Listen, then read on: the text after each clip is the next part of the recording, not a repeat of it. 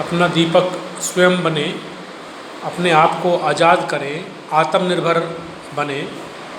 इस विषय पे मैं आपको बताना चाहता हूँ कि भारत के अंदर जब अंग्रेज़ थे तो उन्होंने सती प्रथा पर रोक लगाई थी, लेकिन यहाँ के जो ब्राह्मणवादी जो लोग थे, हिंदू किस्म के जो लोग थे, जो यहाँ के मासूम लोगों को भगवान देवता की गिरफ्त में जकड़े रखना चाहते थे, उन्होंने कहा कि भाई हम सती प्रथा पे रोक नहीं लगाएंगे।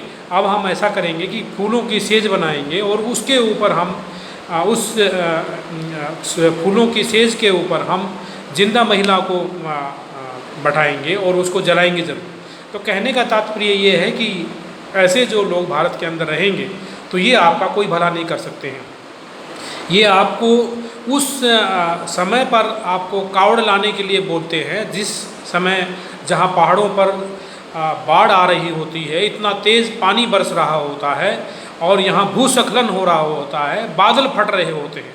तो ये बदमाश और गिरे हुए चरित्र के जो लोग हैं, आपको ऐसे मौके पर आपको वहाँ भेज करके आपको मरने के लिए जो है तैयार करते हैं और आप इतने अंध भक्त हो जाते हैं, इतने अज्ञानी हो जाते हैं कि उन जगहों पर जाते हैं और वहाँ पर आप नशा लाने के लालच में या फिर अपनी मनोकामनाएं पूरी करने के लालच में, लड़का होने के लालच में आप इनके गिरफ्त में आ जाते हैं और वहाँ अपने घर से चले जाते हैं।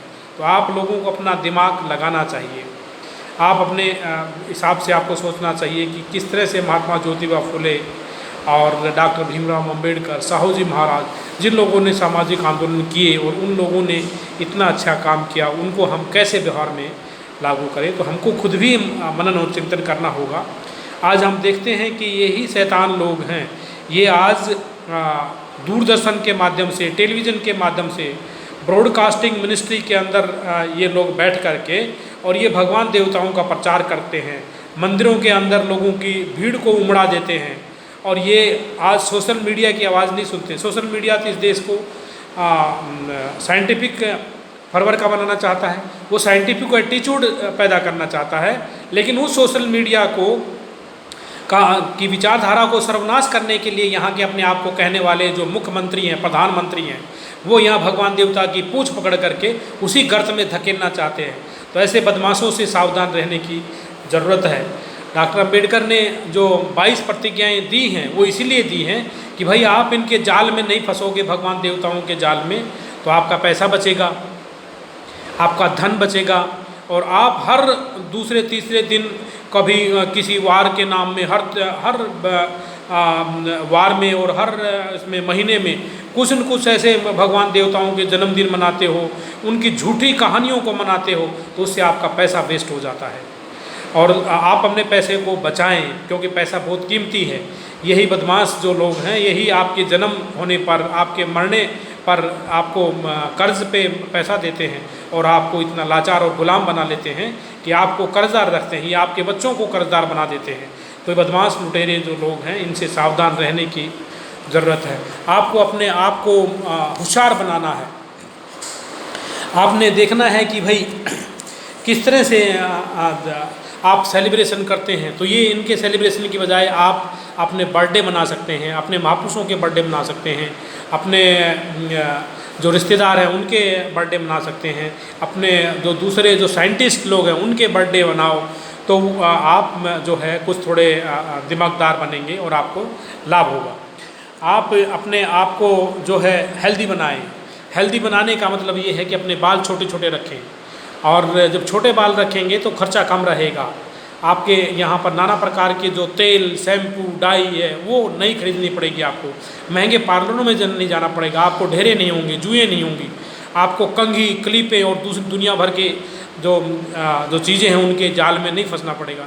विशेषकर भारत की जो महिलाएं हैं वो ज़्यादा गुलाम हैं, वो अपने आप को ब्यूटी के चक्कर में और दूसरी सौंदर्य के चक्कर में आकर के इतनी गुलाम बन गई हैं कि आज भारत की कोई भी महिला ये आवाज़ नहीं उठा सकती है कि भारत की विधानसभा और लोकसभा के अंदर महिलाओं को 0% भागीदारी क्यों है, जबकि पड़ोसी मुल्क पाकिस्तान है, चीन है और इंग्लैंड है, अमेरिका है, वहाँ पर महिलाओं के लिए विधानसभा और लोकसभा में व्यवस्था है, लेकिन भारत के अंदर कोई नहीं बोलेगा। और सब लोग बड़ी बड़ी बातें करेंगे। तो इन ऐसे लोगों से सावधान रहने की ज़रूरत है कि जो कहते हैं कि दो महिलाएं तो देवी होती हैं, माताएं होती हैं, और इनके साथ कितना दुर्व्यवहार होता है ये आपको कोई नहीं बताएगा। तो आपको इनके चक्रों से दूर रहना है, अपने आप को हेल्दी रखना है। और हेल्दी के अंदर ये है कि भाई आज आपको दिन में 2 बार नहाना है, अपने जो नाखून है वो छोटे छोटे रखना है, और आपने जो है अपने हाथ धोना है, बार बार धो करके खाना खाना है। इससे आपके जो बैक्टीरिया है वो नहीं जाएंगे, आप स्वस्थ रहेंगे। और आपके जो गुप्तांग हैं उनको साफ़ करके रखना है, ताकि आपको जो फंगल इन्फेक्शन है वो नहीं होएगा। और इस तरह से अपना खान पीन का भी ध्यान रखना है। जब आप टाइम से खाना खाएंगे तो आपको शुगर की बीमारी नहीं होगी, जिसको डायबिटीज़ मेलाइटस की बीमारी है। नमक कम खाएं, और जिनको बीपी कम है वो थोड़ा नमक तेज़ ले लें, लेकिन ज़्यादातर नमक कम लें, क्योंकि इससे बीपी होता है। और अपना जो हरी सब्जियां खाएं। वैसे खान पान के अंदर जो भी जहाँ रहता है और उसके आसपास की जो चीज़ें हैं वो खा सकता है। जैसे जो समुद्र के पास में रहता है वो मछलियाँ खा सकते हैं, जो ऐसी जगहों पर रहता है वो अपना गेहूँ खा सकता है, चावल वाली जगह पर रहता है चावल खा सकता है। खाने पीने का कोई परहेज़ नहीं है, मांस मच्छी का कोई परहेज़ नहीं है। जैसे कि जो मांस खाने वाले अमेरिका है और मांस खाने वाला इंग्लैंड है, वो आज पूरी दुनिया पर राज कर रहा है, पहले भी राज करता था और आज भी राज कर रहा है। तो ये जो बेवकूफ़ जो लोग हैं वो ये कहते हैं कि ये करना चाहिए वो करनी, आज वहीं पर ही अपने रिश्तेदारों को भेजते हैं और वहीं जा कर के खुश होते हैं। और जब वहाँ के प्रधानमंत्री जब आते हैं तो उनसे हाथ मिलाते हैं और हाथ छोड़ते नहीं हैं, और ऐसे दिखाते हैं कि उस हाथ को कई ये महीनों तक नहीं धोते हैं। ये कहते हैं कि ब्रिटेन के प्रधानमंत्री से मेरे हाथ मिले हुए हैं, इंग्लैंड के प्रधानमंत्री से हाथ मिले हुए हैं। वो लोग गाय का मांस खाते हैं, भैंस का मांस खाते हैं और सब तरह के वो खाते हैं। उसके बावजूद भी उनका वो डेवलप्ड कंट्री है, और यहाँ के जो लोग हैं वो अपने आप को इनसे दूर रखते हुए और कुछ भी नहीं उनके पल्ले है। और ये सब हमको जानना ज़रूरी है। हमको इंग्लिश भाषा के अंदर अच्छा नॉलेज लेना है, क्योंकि इंग्लिश जानने वाले जो लोग हैं स्मार्ट लोग समझे जाते हैं, उनको तनख्वाहें भी ज़्यादा मिलती हैं और विदेशों में जा कर के अपने दूसरे लोगों से अच्छी बातें कर सकते हैं। तो हम लोगों को इसमें और ये हमको मितव्ययिता सिखाती है। हम लोगों को और भी बहुत सारी चीज़ें हैं हमको देखनी चाहिए।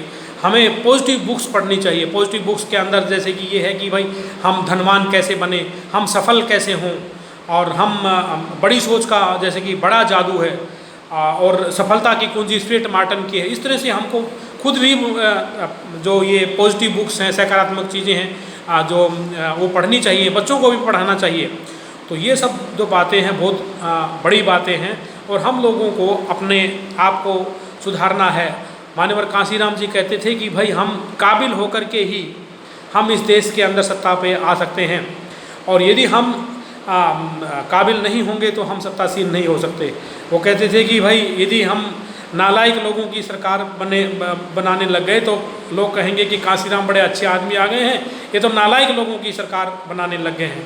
तो हमको सरकार बनाने के लिए लायकी हासिल करनी होगी, और दूसरों के मुकाबले में ज़्यादा लायकी हासिल करनी होगी, और हमें हर क्षेत्र के अंदर लायकी हासिल करनी होगी, और हमें आपस में एक दूसरे से भाईचारा बनाना होगा।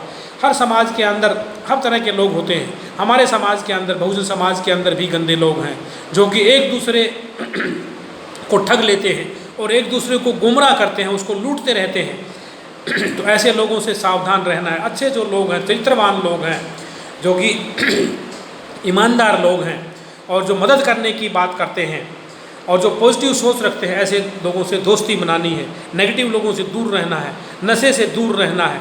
जैसे कि पंचशील का जो सिद्धांत था उसमें बड़े अच्छे विस्तार से बताया हुआ है, ताकि आपका शरीर सही रहेगा। और जो विशेषकर जो टैक्सी वाले जो लोग हैं, जो हमारे लोग ऑटो चलाते हैं, ड्राइवर जो लोग हैं, वो बहुत ज़्यादा नशा करते हैं, और चाहे वो कच्ची शराब का नशा करें और इसी तरह से तंबाकू का बहुत नशा करें। इन सब चीज़ों से दूर रहना है, ताकि आपकी ऊर्जा जो है वो बची रहे। आप अपने धन को जो धार्मिक जो रीति रिवाज हैं उन कर्मकांडों के अंदर नहीं लगाएं।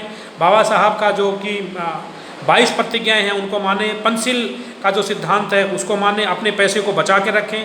और जो लोग पढ़े लिखे लोग हैं वो अपने पढ़ाई की वीडियो बनाएं, अपने से जो कम क्लास के जो लोग हैं उनको ट्यूशन पढ़ाएं, उनके अंदर अच्छी आदतें डालें और अपने स्वास्थ्य को अच्छा रखें।